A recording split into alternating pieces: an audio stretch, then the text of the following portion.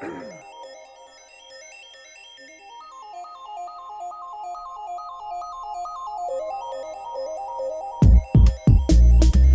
is time for MMA Live for Lock right here on Awesemo.com. Of course, I am Jason Floyd. That is a fighter, Pete Rogers Jr. Pete, how you doing this Saturday, man?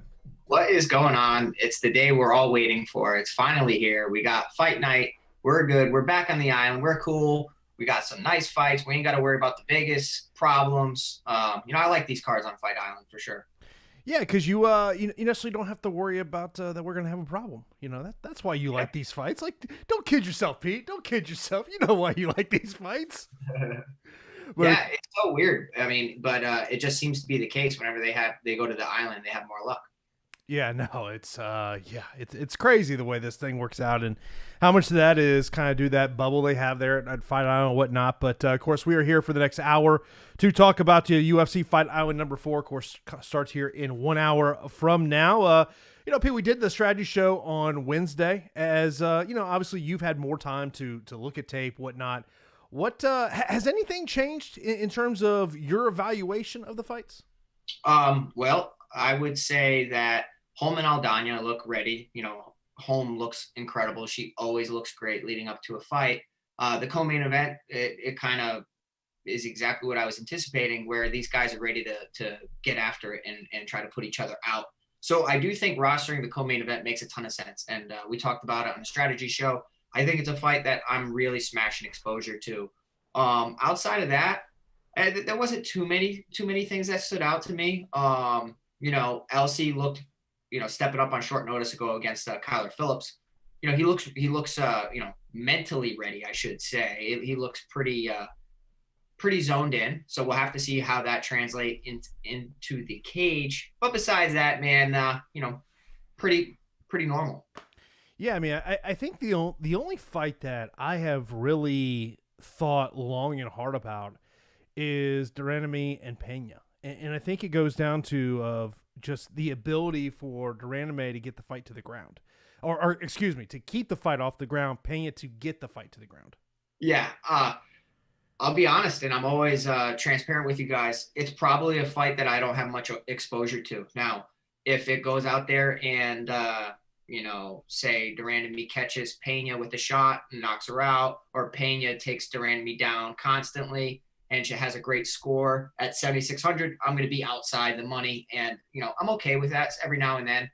I'm not trying to have absolutely every possibility. And, my own personal strategy is I eliminate some people, and then I decrease my exposure to some fights. So this is probably one of the fights that I'm not too thrilled about.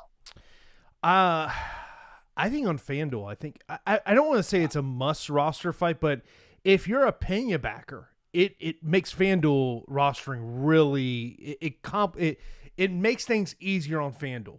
I think is the best way I'd put it. Yeah, I do think that Jermaine Duranami is a little interesting on FanDuel, but the price is absurd, 18. It's tough to get there, but you have to think of how many takedowns she will be defending, potentially. I mean, she could not defend any and just get worked, but the potential is there. So, I do think that it's more of a FanDuel type of fight because of, the pricing of Pena is super cheap. There aren't too many people around her price tag that can actually come through for you. Pena's good. Pena's very good. It's just, can she get it to the mat? Yeah, I mean, and it's a very important fight too. You look at both of these fighters and what they can do. Let's talk before we're going to get into questions here momentarily. So keep lining those up on YouTube, also in our premium Slack account as well. Of course, Pete and I will be hopping in Slack tonight during the fight, so be sure to check us out over there. Talk the fights with us. Roster construction, DraftKings versus FanDuel. I kind of mentioned that the Pena Duranami fight is a fight that, especially if you like the Pena side of it, I do think there's a definitely thought process. You kind of mentioned this a second ago about if you believe Duranami is going to stop a bunch of takedowns, that she is a viable option on FanDuel. The $18 price tag, I'd probably rather go up to $1 more or $2 more for Homer or Danya as opposed to Duranami in that spot. But let's talk about the DraftKings side of things. Co-main event you've talked about, Felipe as an underdog. That one's intriguing. You mentioned about Townsend on Wednesday of, sprinkle him in, small exposure, but sprinkle him in. What's kind of your thoughts on the roster construction on DraftKings? DraftKings. So it's always about trying to find those long shot 7K plays that can bust the slate. I do think that there are fights that I can narrow it down to of who I want. For me personally, I have so much confidence in Charles Jourdain. I really do. So his opponent, Coulibaly, is one of the guys that I kind of X'd out. Now, granted, if you want a leverage play, Jourdain's going to be very popular. And if you want to go against what I just said, you roster Coulibaly. He'll come in there super low ownership. And, if he wins, obviously he busts the slate. But I think the path to beating Charles Jourdain is what we saw in the Andre Fili fight and what we have seen in his career. You think about the Desmond Green fight, you try to take the lethal striker down. Can Coulibaly do that? I mean, he tried to take down Jalen Turner. Didn't work out for him. Jalen Turner is such a big guy and then ended up getting reversed and knocked out. Charles Jourdain talked about how he really changed his approach to this camp and realized, what's everybody going to do to me? They're going to try to take me down to really neutralize the threat. So Coulibaly, for me, I X'd him out. I want no ownership with him. I'm not the biggest fan of Alatang either. Now, once I got rid of those guys, the other 7K options are ones that I kind of mixed and matched. Here's my question for you on DraftKings. Do you have to look at Luigi versus Iori and Condit versus McGee because of pricing? I think the Luigi Vendramini and Ayari fight could be sneaky. I really do. I think it could be sneaky because we just don't know what we're going to get. Vendramini used to be, like we talked about in the strategy show, I think he was like an assistant grappling coach over at Team Alpha Male, now has made the switch and has been with Mark Montoya. I actually found that out as I did a little bit more diving. That's a great camp. And, in his bout against Alizu Zaleski dos Santos, he looked pretty good, and he had him in some good spots. I just don't know because of the layoff. How does that affect him? He does look like he's really ready to go. Ayari has the experience advantage. But this is a fight that, I know it's the first fight of the night, but more often than not, Jason, those first fights of the night are just so volatile but important for optimal lineups. On the FanDuel side of things, I believe the fight that you really have to pay attention to is the Williams-Amavov fight. Now, one of the things of right before we started doing the show, I look at the betting odds, which you can go over to Awesemo.com, our odds shopper right there at the top of the page. You can see the betting odds for this one. And the thing that really stuck out to me about Amavov is when this fight opened, the odds makers made him a plus 165 underdog. The betting public has made him now the favorite at minus 115. We always talk about every week here is there's got to be underdogs that we have to look at. And Amavov, to me, is one of these underdogs I have to look at in terms of, whether it's on DK, those 7K fighters, in FanDuel, the 15 and under. To me, I think he is a guy that you have to look at. I think it makes a lot of sense, too, if you look at Jordan Williams, who he is. He had multiple shots on the Contender Series, came up short in a split decision loss to Ramzan Kurmagomedov. Was knocked out against Dwight Grant back in 2016, was stopped in 2014. This is a guy that's somewhat undersized for the weight class, and you talked about it to me personally is because he has diabetes. He really should be at 170 pounds, but his diabetes has limited to him cutting a certain amount of weight and probably not cutting much at all. So he will be a smaller guy in this 185-pound weight class. I think Imavov at 7,500 is, you know what you're getting. The guy, the Russian sniper, has great boxing and underrated takedowns as well. I could see him going to that when things get tough. The problem is that Imavov hasn't – they both kind of have soft opponents, I guess. But at least Williams has been under the Contender Series lights, 3 times? And now this is kind of like mimicking it. So I think that Imavov at 7,500 is going to be the chalk punt play for sure. And I don't hate it. Yeah, I mean, you gotta find those guys and find out which one go on. Now, of course, I do want to let you know about a giveaway that we do have going on right now over on our Twitter account. You see it right now there on the screen. A giveaway. Just predict tonight's top DFS score and win a free week of Awesemo Plus MMA. Of course, you got to follow both of our accounts. So go over right now to our Twitter account at Awesemo_com. Take advantage of that offer that we got going on right there on Twitter. Of course, you got to be followed at Awesemo_com. Also, our MMA Twitter account at Awesemo MMA DFS. But let's get right into the questions here. Aaron goes, Alatong FanDuel punt cash, hoping for some takedowns. Now, the thing I would say about that is that Casey Kenny does have a wrestling background. Yeah, I mean, Casey Kenny's really good, and I think Casey Kenny should win the fight. Alatek does have a big right hand. He's pretty well versed. He has good striking and good grappling, I'd say. But Casey Kenny, I think, is just he's a nightmare of a matchup for a lot of people because people view him as just a striker, but it's because he just enjoys it so much, and he does have wrestling to rely on. So I really don't have much of Alatang, if any. Obviously, if he wins, I'm out of the money, but I'm okay with that. I think it's going to be a back and forth fight, but Kenny should edge him out. Casey Kenny may be one of the most talented fighters on this card that no one's talking about. I like the kid. I really do. And I think it's cool that you've interviewed him. You know him a lot. You know a lot of the ins and outs of his career. I mean, you even picked him when he was going against Ray Borg. And I was like, dude, get out of here. But, you were right. I have my moments, man. I have my moments, just like you have your moments. Yeah, absolutely. Absolutely. Look, I always do. I will 99% of the time, I will defer to you. Because, look, at the end of the day, the way you view the fight game is different than 95% of the people watching because you're in there. You know what is coming. Like there's these little things that when you're watching a fight that you're going to be able to see that the common fan will not see. Like you're going to say, you could sit there and go, oh, here comes a spinning kick. It's coming. Just because there's these little things that you're seeing. That's why I always defer to you in terms of the fight breakdowns. Like, hey, man, what are you seeing on film? Because that's why I defer to you. I appreciate it. And I definitely would say that I'm a master at reading body language. And I'm very good at breaking down fight film. But, sometimes people have success in sports that they really know nothing about. I know some of my biggest hits for DFS have been in like tennis, you know what I mean? And I don't know a damn thing about tennis. So props to our listeners. I mean, if you play the exposures correctly and you go over to Awesemo, you plug in a fantasy cruncher tool and you just get to, your exposure to the correct fights, you could do really well. And you don't have to, be a professional fighter to do well at it. Just, I think if I was able to do live betting, Jason, I would completely dominate because I think I could tell you what's going to happen.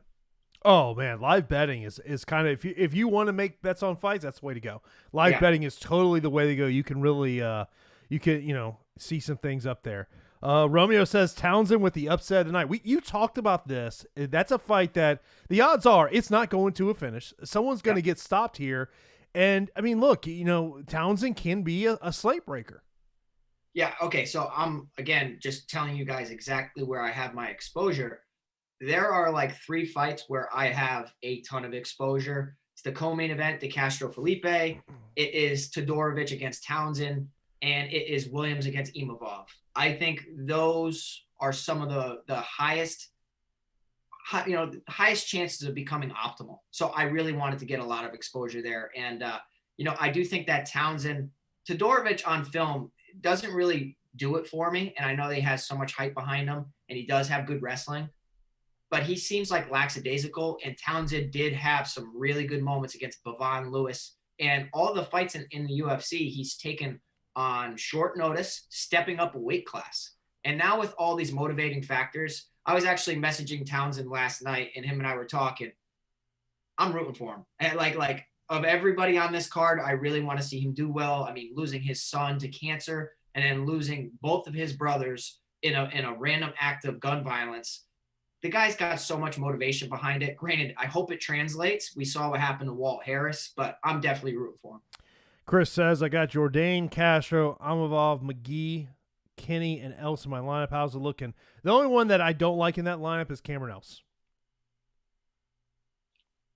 I don't like it, but I can't knock it. And the reason I can't knock it is because Phillips, he's really only 1-0 in the UFC. Yes, he looked amazing. And, we have seen him, be around the UFC, so to speak, for a while. I think that he has evolved and he's such a well-rounded fighter, great striking, great grappling, great submission. He's like 9 times out of 10, he wins that fight. But Cameron Else looks like he brings it. And the guy on pads, now it's pads, looks really good and throws a lot of sneaky elbows. So I'd be lying to you if I told you I didn't have Cameron Else. His strength of schedule over the past couple of years is very concerning to me. Yeah, I know. It is. But, I mean, you know how it is, Jason. It all depends on management, all depends on promotions. Look, feeder promotions. It's how it is. Look, I don't have a problem with, choosing your matchups correctly. Mm-hmm. But there also does become a point in your career that when it continues to keep happening, I sit there and go, well, why is that? Why all of a sudden are you not taking those notable fights? That to me is just something that I stick there. Of course, this is MMA Live Before Lock right here on Awesemo.com. Of course, be sure to smash that like button. We got almost 500 people in here, only 35 likes. Let's get those things up there. Next up, by the way, I do not use hair dye. No, this is straight up hair. There is some whiteness over here too. Yeah, there is some whiteness just poking out here. So for the person that put that in there, yeah, that's not going to happen. I think I will when I get to that point. Matt goes, can we discuss who can really win under 8K? Aldana, I think, probably has the best chance of anybody under 8K. Felipe has a puncher's chance. Pena, grappling chance. Cameron Else, just crazy spinning stuff. Townsend, I mean, let's be real. They all have a chance. They all really have a chance. Outside of Kulibao and Alatang, I like everybody. Next up, top plays over 9K. And they also asked about under 8K. We just talked about top plays over 9K. Phillips and Kenny for me. It's Jourdain for me, bro. It's Jourdain for me. He was talking about – now, I've been taking a lot of interviews and what they say and kind of seeing their social media and kind of just seeing my own reads. I really like Charles Jourdain. He goes for it. He hunts finishes. He's talking about how he wants finishes. You also think about who he's fought. Let me pull it up. Duhoi Choi, Andre Feely, like Des Green on short notice. Like, those are killers. Now he's got Kulibao. Should be a softball right down the middle, meatball smashed out of the park. So I like it. Samuel, appreciate you there in the super chat. He goes, which fighters are you guys still excited about on DraftKings? Love the show, fellas. Clam chowder night. DraftKings. This dude Sam with the clam chowder, bro. Do I need to say chowder? Do I need to get that Northeast? I'm like a disgrace to Northeasterners, like New Englanders. I don't eat seafood. So like it's what? Yeah, everybody. Yeah, I don't eat seafood. So everybody is like. You come down here, Tampa. I'm getting you some good seafood, man. Yeah, no, I'm good. My girlfriend does. I mean, she makes up for me. But I mentioned it. I like Charles Jourdain. I really do. And it's more of fights, right? Like, I'm playing a ton of lineups tonight, and I feel like my exposure is correct. I'm not playing a ton of lineups, so hopefully that works out for me. In terms of the fighters that interest me, Casey Kenny is someone that interests me. Kyle Phillips is something that interests me. I will tell you this. What does Carlos Condit looks like interests me as well. Oh, God. What I know. Who the hell knows? Honestly, I'd be lying to you if I know how that fight's going to go. Mcgee, in their heyday, in their prime, Condit beats McGee easily. Yeah. It's just where are they at now? Next up, Kobe says, is there any fights you are staying away from? I think my answer is no. There's fighters I'm staying away from. There's not fights. There's one fight I'm staying away from, and I could be completely wrong. And it's the Jermaine Durandamy and Juliana Pena.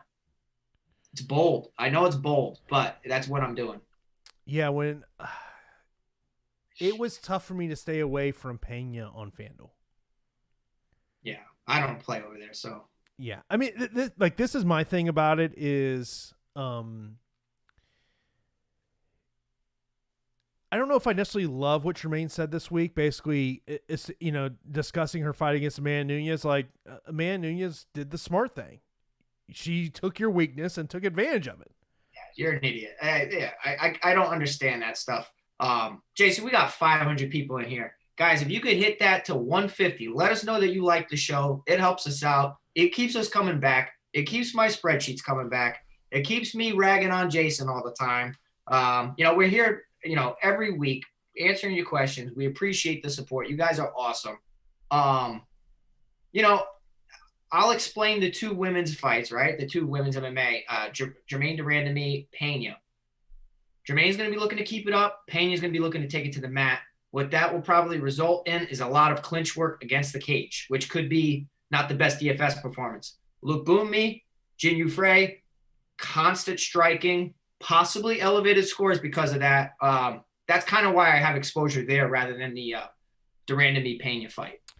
Of course, if you want to get access to our ownership projections, you got to sign up for an Awesemo Plus MMA weekly pass for $8.95. You see it right there on the left-hand side of the screen. I'm telling you what, it's tools that these are tools that has made Alex Baker the #1 player in the world. You got to check out all these tools, the Top Fighters tool. I use these tools. And, of course, as I always say, add Fantasy Crunch to your account. That's going to help you out a lot. So right now, go over to awesemo.com/join to sign up for an MMA weekly pass for $8.95. CA says, any comments on single entry? Now, I like Jourdain. I mean, gosh, I really mentioned him about 1 million times now. Now, Coulibaly definitely has a path to victory by taking him to the mat. Coulibaly, in my opinion, based on the eye test, just does not come across as a UFC level fighter, in my opinion. He looks like could have been just a bad performance against Jalen Turner. The guy could go out there and look incredible, but throws punches, shells up when return fire is coming, shoots desperate takedowns. Smells like a finish, for Jourdain for me. Next up, Colby says Aldana and Felipe or De Castro and Amavov. Ooh. That's an interesting one. 5 rounds is tough, though. Especially the fact of, Holm, I think, will try to get the fight to the ground. But if it stays on the feet for 5 rounds, it's going to be hard to not put Aldana in her line. Because, if this is a fight that stays on the feet for 25 minutes, Pete, and it's just striking, you look at the history of Irene Aldana, I don't know how you don't put her in your lineup. I was having a hard time avoiding it. I did do some random crunches. Several. I'd probably say like a quarter of mine don't include the main event. And more likely than not, Aldana, if she wins, she's optimal. I mean, based on price, based on 5 rounds, based on her volume. Now, Holly Holm should be looking to take this fight to the mat because she's not the boxer that she used to be. She's been resorting a lot on her kicks. And I do think that Aldana, can hit her with a hard punch that can really stifle the offense of Holly Holm. Rhett goes, what's in the cocktail, Pete? Just Coke, man. Just Coke. That's Coke? Bad enough. Just Coke right now? That's it? Yeah. I haven't had alcohol in quite some time. Oh, we're still sticking with the no alcohol? Oh yeah, man. I'm gonna get a last minute replacement call for something, and I'm gonna be ready and shock everybody. So I'm gonna have to put a little message in my boy Ribs and say, hey man, he's not drinking. I haven't. I have a soda on the weekend. That's it.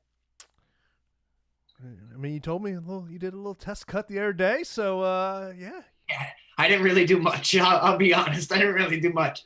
I sat in there. I think I lost 4 pounds, and I was like, okay, yeah, that's good for now. But I have been turning up the intensity with my training for sure. Yeah, people got to stay tuned when potentially we're going to see Pete back in the cage fighting.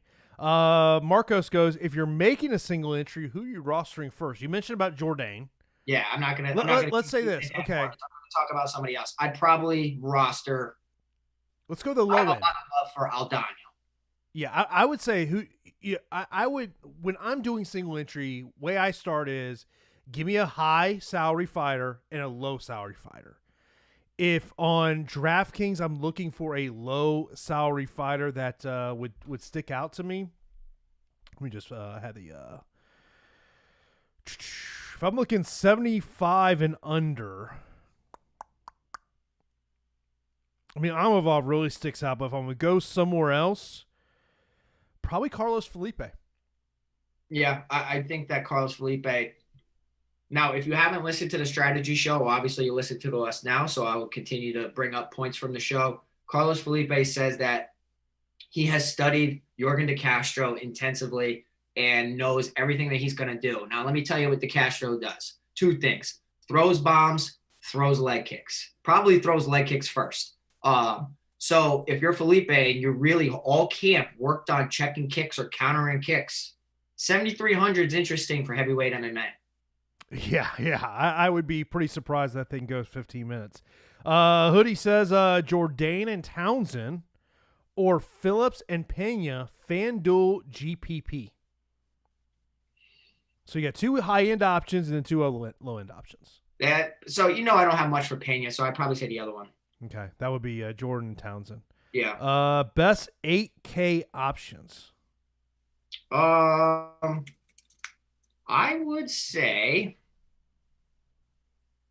I mean, if you think Holly Holm's going to get back to striking and in grappling, she has scored about 100 points in previous performances, and now she has 5 rounds. That is interesting. 8K, man. Here's my thing about Holm while you think about that. Yeah. Is even if she wins a 25-minute decision, is she optimal? It's hard to say.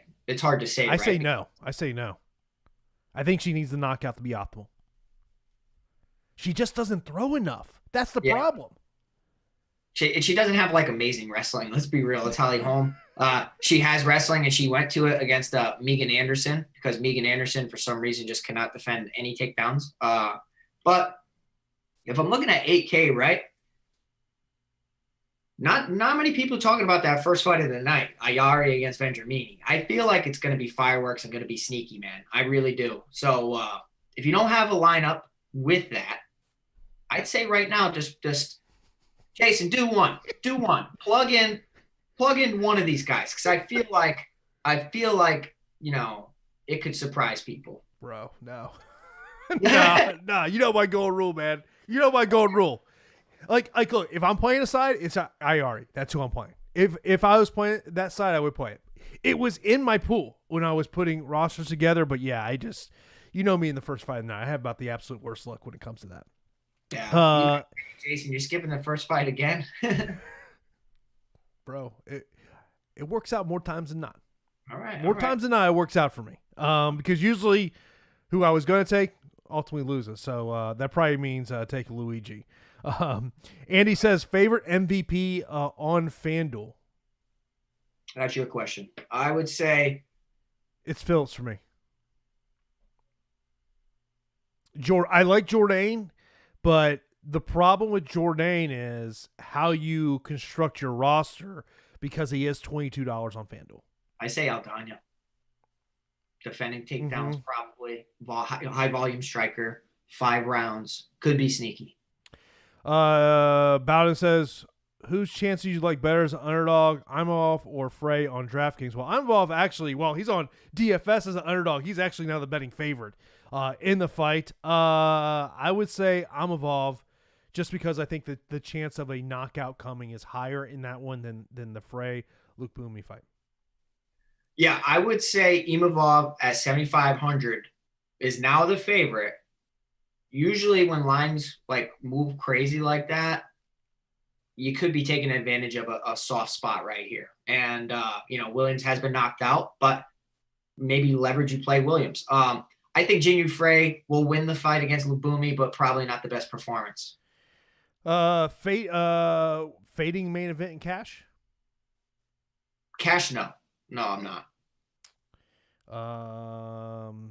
cash I'm playing Aldana based on volume in 5 rounds. I'm just hoping she wins. Andrew says, I have some interest in Kenny in the MVP spot on FanDuel. Thoughts, Jason Pete? Thanks as always. That's your boy. So when I talked to him about 2-ish weeks ago, his thing was, when it came to Alatang, was, all he did was talk about his striking. He did not talk anything about the ability. He felt that Alatang is like, look, he's got a good right hand. He's got a good right hand. He goes, but that's all he's got. So I think it's a Kenny spot to have. I think Casey Kenny is one of the more under the radar fighters in the UFC bantamweight division. I would agree. I really think he's good. I just hope he's not underestimating an Alatang, because Alatang is very good. Is playing the main event a must? I would not say a must. I would say if you're playing 20 lineups, just throw a 20 lineup out there, I would say have the 12 of your lineups. Yeah, that's about right.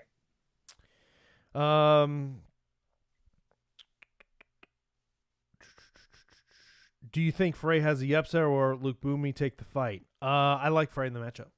I like Frey. Everybody's talking about Luke Boomy, and I think it's sometimes just like a recency bias type of thing, and not realizing like Frey overall in her career. 7,700, she throws less volume, but I think that she could be more effective, and she's definitely the stronger athlete. So who's limited exposure to this fight, but I like her in the fight. Who's the best dog for single entry? Imavov, not even close. Well, we can call him a dog because of DraftKings pricing. Yeah, but it's clearly the betting public loves him in that spot. By the way, speaking of, I pulled up, I went and looked at the fight goes to the distance before the show.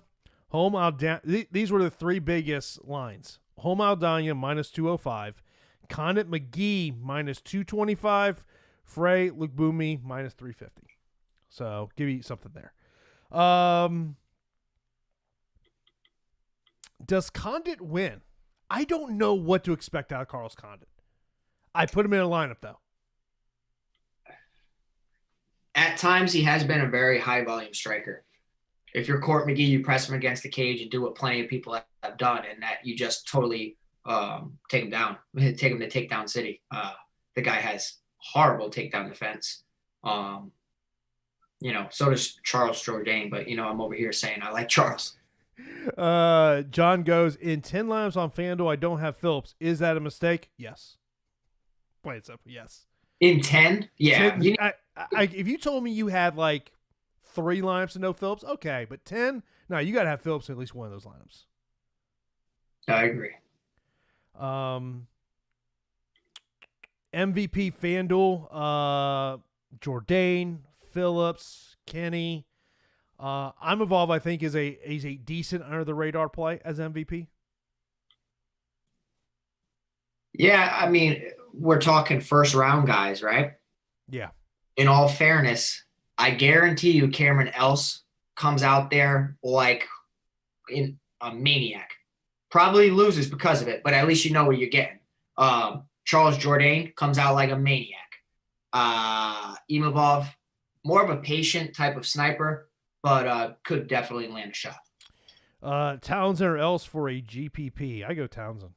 Yeah, I like Townsend's chances a little bit more. Luke Booming, if you're asking about her on FanDuel and DraftKings, it might be under her surname. I won't say. That screwed me up. Yeah, I want to say DraftKings had, but I think FanDuel had Luke Booming. All the way around. Best 50 and under on FanDuel. I'm Evolve and Pena for me. Yeah, I'm Evolve at 15 on FanDuel, bro. I feel like you probably have a lot of him. I do. Yeah. If he loses, Felipe over on FanDuel too at 14 is interesting. Yeah. If I'm Evolve loses, that's going to kill a lot of my lineups. Better FanDuel cash MVP, Jourdain or Phillips?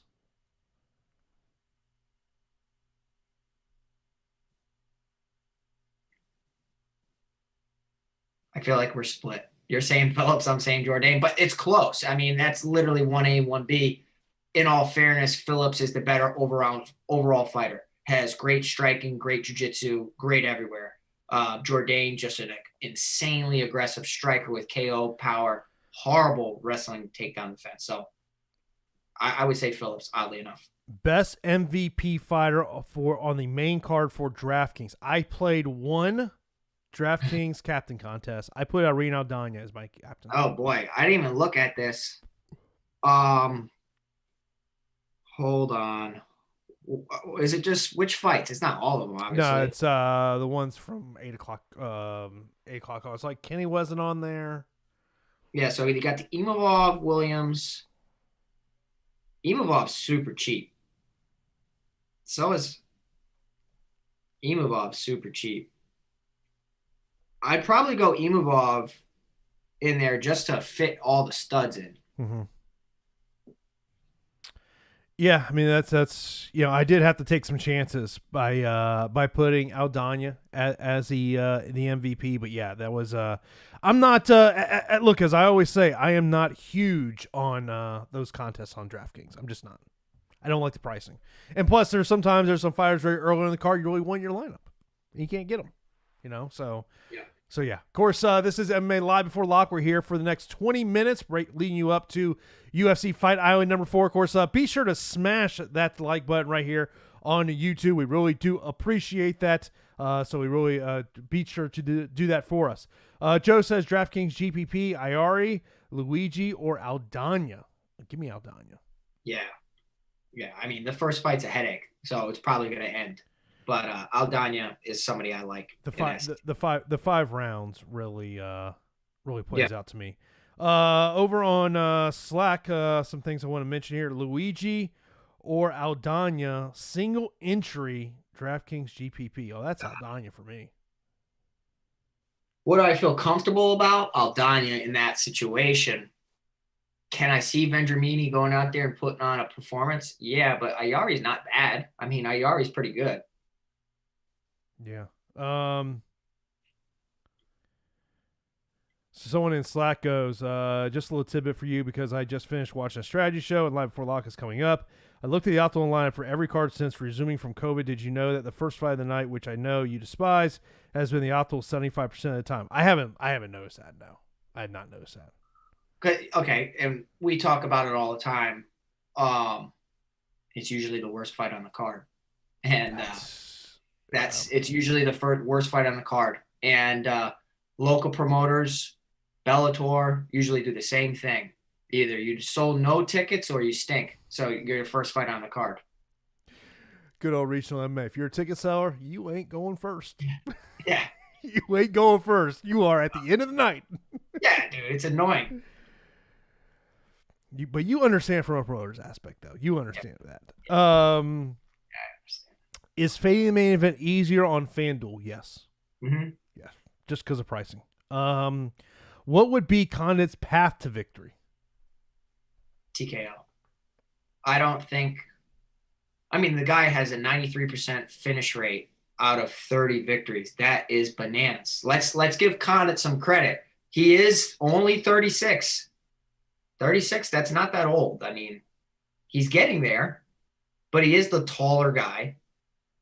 He has the better finishing ability. Mcgee most likely is not going to be able to finish him. He's just going to grind him.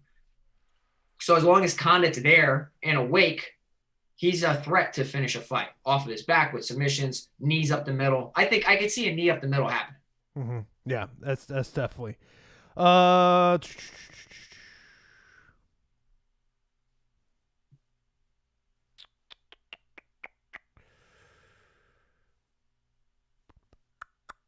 Ooh, let's see here. Pena will win at the first round submission.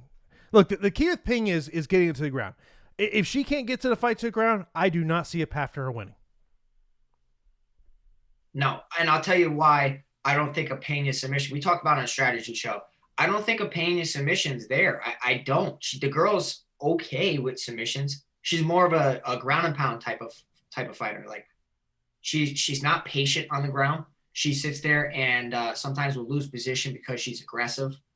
I mean, she just needs to put Durandamy on her back, and the threat is neutralized. Durandamy's ground game, trash, but decent takedown defense. Yeah. Who's more likely to be optimal, Condit or McGee? It's easy for me. Condit, just because of the knockout ability.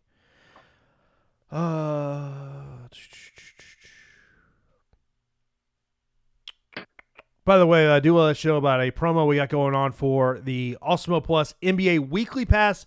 Get it for $5 right now. All you got to do is use that promo code Orlando. Of course, Game 3 of the NBA Finals coming up tomorrow night. We'll have Live Before Lock for that game. As Pete, I'm already saying it. Series is over. It's over. Yeah. It's over. It's over. Yeah, I mean, you talk about the injuries, definitely threw a monkey wrench into the Heat's plans, and I just, it's another championship for LeBron. Ian goes, Kenny more of a DraftKings guy the way he advanced position. Yes, I will tell you this. Kenny loves to throw the hands. Let's just say, you might say he likes to throw them bungalows. He surprised in that Louis Smolka fight though, bro. I mean, he went for a submission and he got it because Smolka was shooting in. I could see Kenny hurting Alatang and making Alatang a little desperate, and the same thing kind of happening. I mean, not the same fighter at all, but Kenny comes in with a 50% finish rate out of 14 victories, right? It reminds me of Tanner Boser.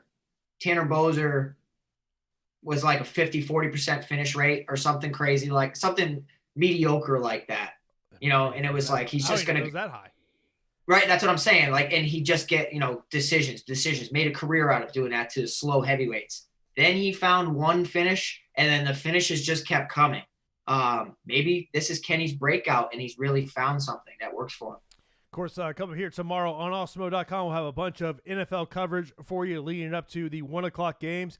And for only $3.95, you can purchase an NFL Weekly Express Pass, which now includes everything you need for NFL Showdown / single game contest formats. Yeah, $3.95. You can't beat that deal. All you got to do is go over to awesemo.com/join to sign up for a NFL Weekly Express Pass for $3.95. Also, do want to mention that we do have a promo going on right now, a giveaway over on our Twitter account. As you see it right there on the screen. Take advantage of that to win a free week of Awesemo Plus MMA right now over on the site. We'll get back to the questions here. There was a single entry. This was from Donald. DraftKings single entry. Is Jourdain, Kenny, and Phillips too much? Who the heck are you roster? Oh, you're taking some low-end fighters, yes. Yeah. I mean, you're taking chances. That's usually how big lineups are. I mean, some absolute studs that are in the 9K range and some low-price fighters that nobody's talking about. Yeah. Luigi, De Randame, or McGee on FanDuel? God. What are we picking between? Probably Luigi. I mean, I was favoring Ayari. He's 17 on FanDuel though, bro. I might say GDR because of the takedown defenses abilities. Yeah. That might lean for me there. Chase says 11 lineups in DraftKings, only have Holm in 1, but Aldana in 6. Is that bad? I would not say it's bad. I think you might want maybe a second or third with Holm in there. Yeah, I would agree. Like my thing with Holm is more of it's the lack of volume, and I think for her to be optimal, especially at even though her price points is nice, is that I think that your thought is she's going to get a finish at some point. Like if it goes 25 minutes, and I have some doubts whether she can be optimal.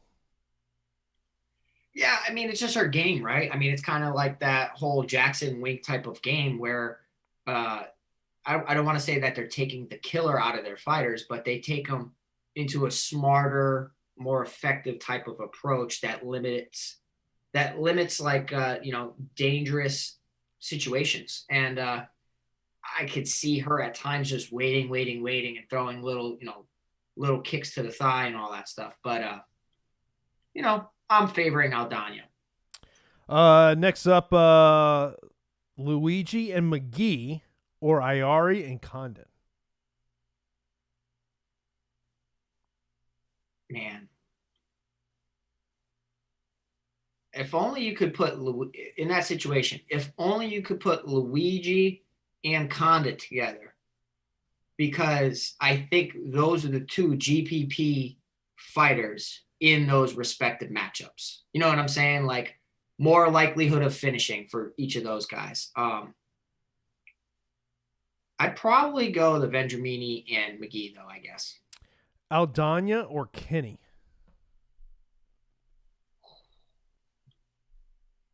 Aldana. Next up, Franklin says best play on Superdraft. So I'm pulling up the Superdraft lines here. Yep. Trying to find some good value for you. I'm Evolve at 1.4 times sticks out to me. Yep. God, if you can pick the winner in the first fight of the night, they're both 1.3 times. Yeah. Those would be the two fights I would look at. Thoughts on DeCastro or Felipe MVP on FanDuel? I think good chance that fight ends in the first round. So I think it's if you're a single entry, I would lean toward DeCastro, but I think going both ways makes sense. Sneaky spot. I think it's a sneaky spot. I mean, 450 people in here. You guys can still hit that like button. If we made an MMA fan out of you during this quarantine, I mean, a lot of people got into MMA when all the other sports were shut down. Just let us know that you guys appreciate us. Aldana or Phillips, FanDuel MVP? Aldana. I feel more comfortable in Phillips being able to cash at a higher rate, though. Ooh, but takedown defend, like takedowns that are defended in 5 rounds, too.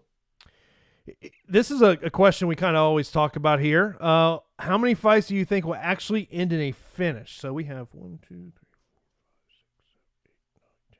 All right, 11 fights. I'm gonna set the number 4.5. Over. 5.5. Bro, I mean, come on. Let's stick with the first thing. I mean, goodness. You said that way too quick. I'm like, whoa. I set my number way too low. You're like Vegas. You set a bad line. I'm taking advantage of it. God, now watch all these fights go to decision. Yeah, right. Exactly. Highest score on DraftKings, GDR or Luke Boomy? DraftKings, you said? Yes. Luke Boomy, based on punch, leg kick. That's her style. Punch, leg kick. Could accumulate 5 strikes per minute. Definitely a better spot. A cheap FanDuel play. I mean, I don't want to sound like a broken record. I'm Evolve. I mean, like that's like, but if you wanted to go underneath that, he's at $15. Carlos Felipe at 14. What are the best? Give me the 2 or 3 best leverage plays on the slate. I think Williams, because everybody's going to be going after Imavov, Kulabau, and Else. I agree. Right? I agree with that.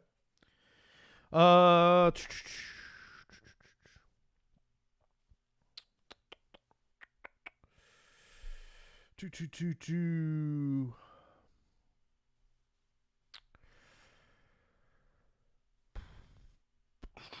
10 minutes, Jason, until lock.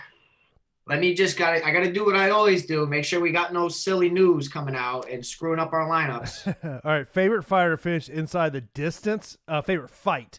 It's co-main event. Co-main event easy. Jordan Kulabau. Court McGee, Condit. I think the heart wants me to see Condit win. Brain says you take Court McGee. Yeah, man. I mean, I didn't get a chance to spar Carlos Condit when I was there. I was kind of like next to him doing groups and sparring next to him. And I'm like, oh, shoot, that's Condit right next to me. So I'll definitely be, backing him.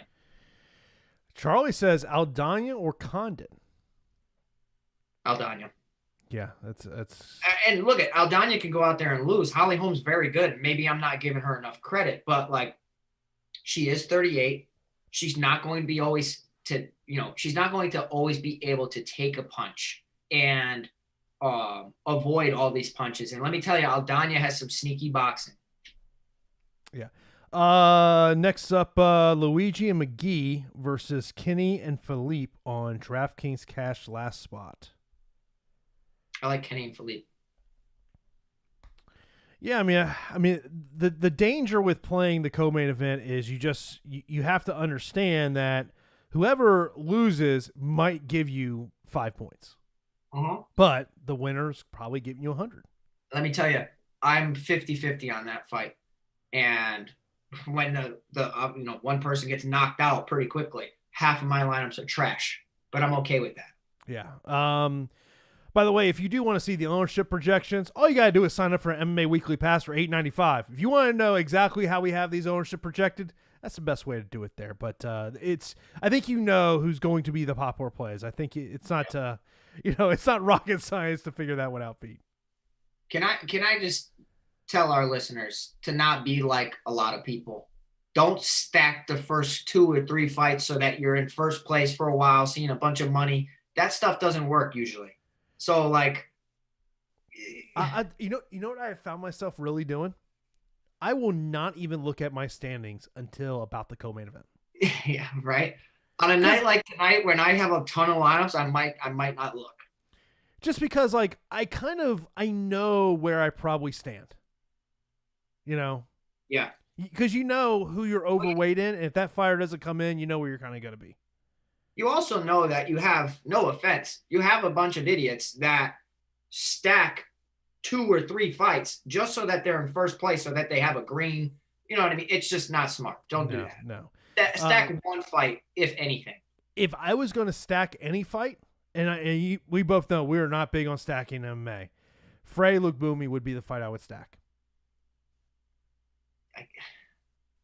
Bro. I am not stacking any fight, bro. I'm telling you right now, I'm not. Yeah. But if I was, I think that if Holm had more output, I would say main event, but she just doesn't have the output.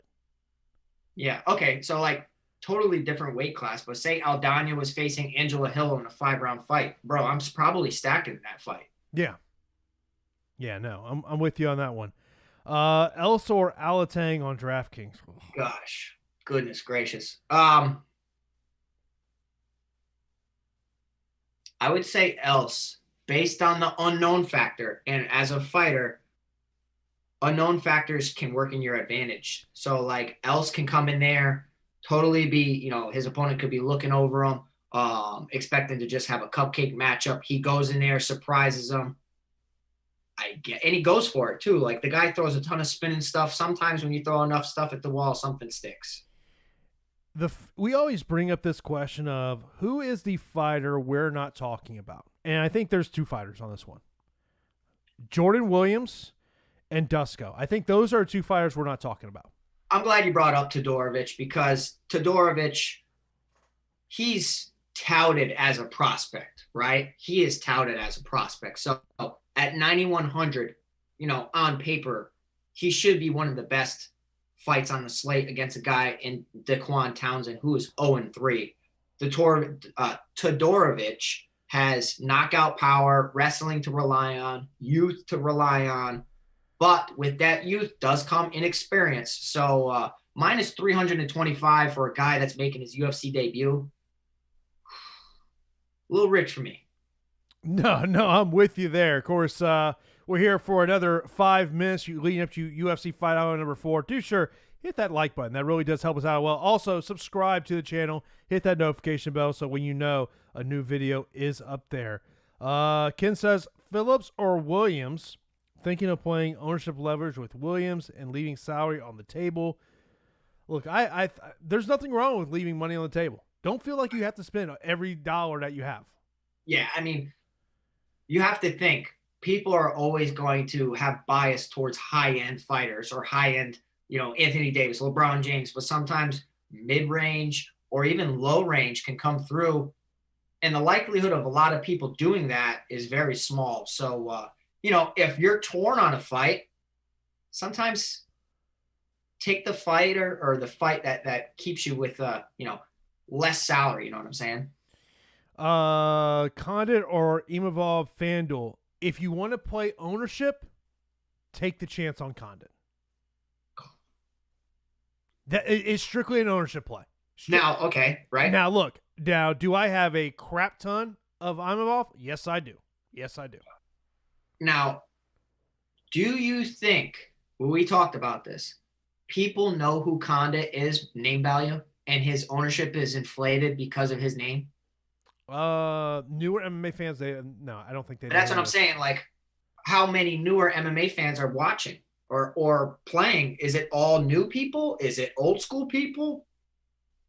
I don't know. Yeah, I mean, look, the fact is he hasn't won a fight since 2015. I mean, that's something that's something to play into. He's ownership is decent. Nothing elaborate, nothing really small. So, I was just kind of overlooking our ownership. Kind of like I think if you want to play the ownership game, he's a better play on FanDuel.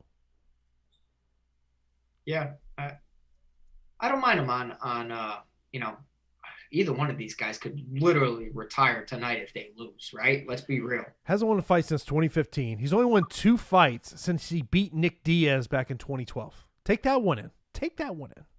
Nick Diaz head kicks GSP, and at one time was the interim champion. So, crazy, man. Think how close he was to beating GSP in that fight, too. I know. Yeah. I know. Favorite 9K fighter for DraftKings cash, not named Jourdain.